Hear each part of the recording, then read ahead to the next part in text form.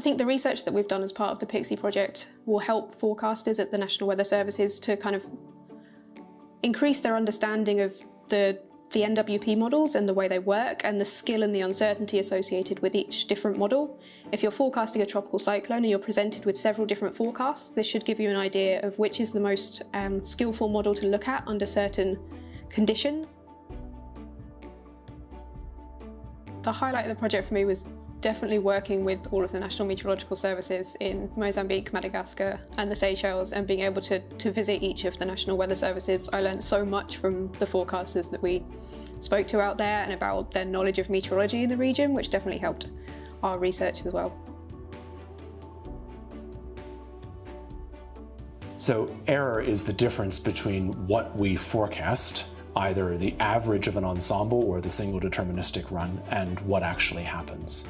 And when you accumulate those errors, when you take those errors over a long period of time, many forecasts together, you can derive the bias of the model, which is basically the average error over many forecasts.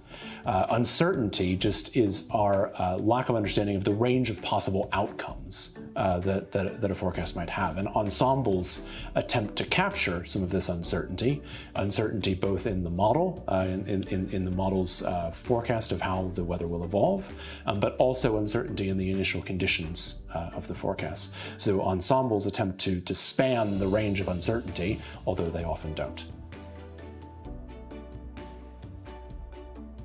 So while it's not possible to know how accurate a forecast is while you're looking at an operational forecast, one of the things to take into account is ensemble or probabilistic forecasts that are designed to take into account as much uncertainty in the forecast as possible to give you a range of potential forecast scenarios. Another aspect you can take into account is whether we have large-scale circulation conditions, for example, certain phases of the MJO, which might give you more confidence in the forecast because they tend to provide more skillful, more accurate forecasts than when you have other large-scale atmospheric conditions. Another way of accounting for this is to look at forecasts from various different forecasting models, and this can give you an idea of the uncertainty across different forecast models and whether they tend to be in agreement, giving you more confidence in the forecasts, or whether they tend to tell different stories of the tropical cyclone's evolution, perhaps indicating more uncertainty in the forecasts.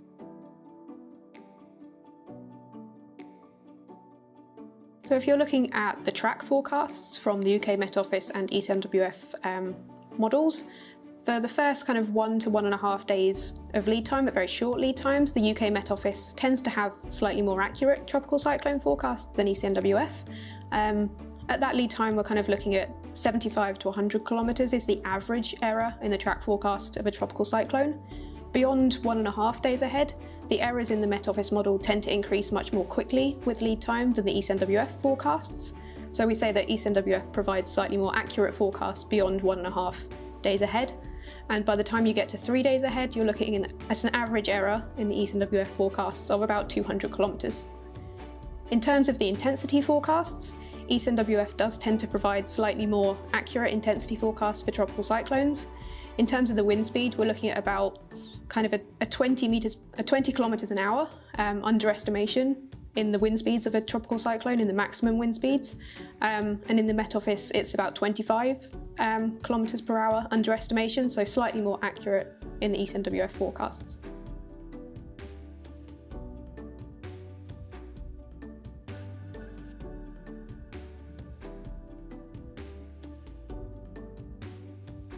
The accuracy of tropical cyclone forecasts can vary in different parts of the Southwest Indian Ocean. We know that in terms of forecasting the track of tropical cyclones, this tends to be more difficult when tracks are recurving. And this tends to happen towards the edges of the basin more commonly. And that's more difficult to predict than, for example, a tropical cyclone which travels in more of a straight line. In terms of the intensity of tropical cyclones, because we typically tend to underestimate the intensity of tropical cyclones, the forecasts tend to be less accurate where the storms are strongest, which tends to be in the centre of the basin and to the east of Madagascar. So in numerical weather prediction, we are working with models that work with a limited resolution, a finite resolution. We cover the Earth in tiny little grid squares. We make those grid squares as small as we possibly can, but we can't make them as small as we'd like because we're limited by computing resources.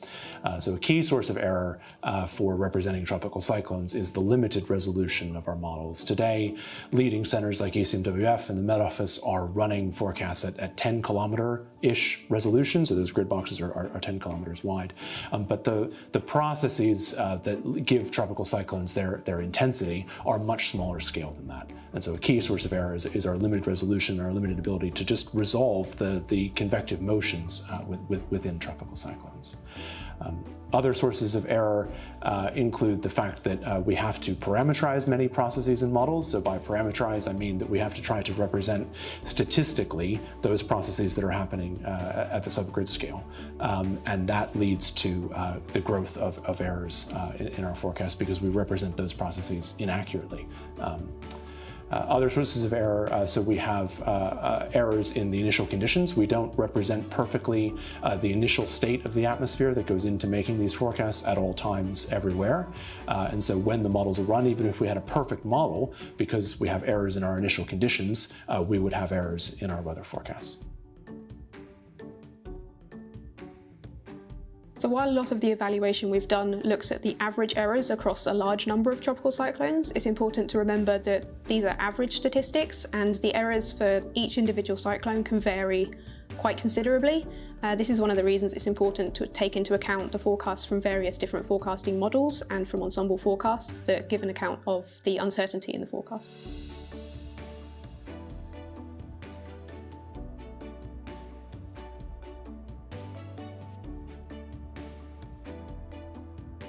An ensemble forecast, the main advantage is that it gives you a range of outcomes, a range of probabilities. An ensemble is many forecasts started from either the same or similar initial conditions, forecasting for the same period. So if you look at different members of the ensemble, different forecasts, you'll get different probable outcomes. If you take many ensemble members together, you can construct a range of scenarios of how the weather might evolve. The disadvantage of an ensemble is that because we're trying to run many forecasts and we have a finite amount of time in which to try to run that forecast so we can get the forecast issued, the ensemble members are often run at a lower resolution, a coarser resolution than the high resolution deterministic forecast. And this means that for things like tropical cyclones, the ensemble will be worse for intensity forecasts of tropical cyclones than the high resolution deterministic. Today, if I had to choose between two different deterministic models or a single deterministic model and its ensemble, I would choose the two different deterministic models for tropical cyclones. First, because we know that tropical cyclone intensity is much better represented in high-resolution deterministic forecasts. And secondly, because we know that today the spread of our ensembles is often not sufficient to represent the uncertainty in tropical cyclone tracks or intensity. So we measure this by comparing the error in the ensemble mean forecast to the ensemble spread. And the ensemble spread is typically much smaller than the error, which means that the real trajectory of the tropical cyclone often lies outside of the model ensemble.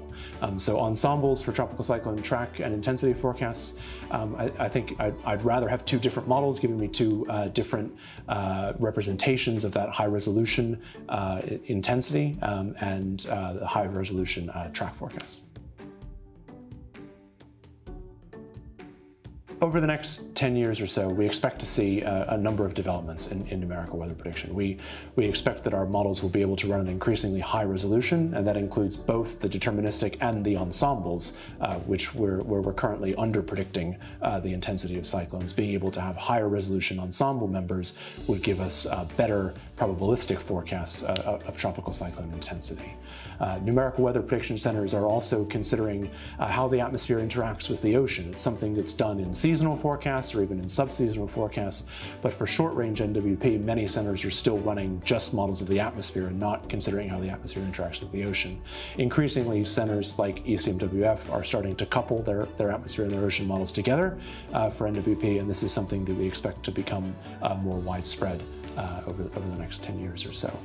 We also hope to see other upgrades to model physics. As we go to increasingly high resolution, we should be able to start to disable some of those subgrid scale parameterizations and remove some of those sources of error and bias that those parameterizations introduce, particularly parameterizations of convection is the most important one for the tropics, and one that when we get down to kilometer scale NWP, we should start to be able to disable some of that.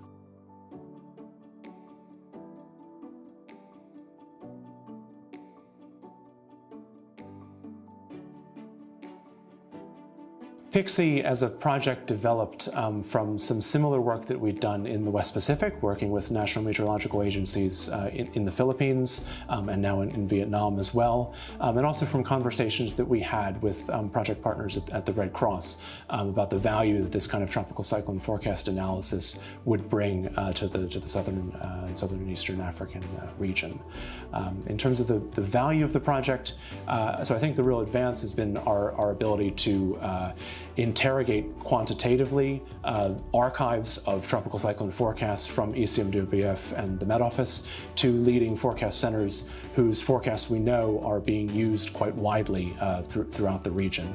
And also from the collaborations that we've had with our project partners, being able to visit these regions, being able to talk with forecasters, understand the challenges that they're facing, and try to integrate some of those challenges into the analysis that we've done, being able to make those visits at an early stage in the project, and being able to then integrate those challenges, those questions that forecasters have into our analysis, to be able to show which model performs best for which region, at which times, for which types of cyclones, to be able to then give that advice back to forecasters working operationally in the area.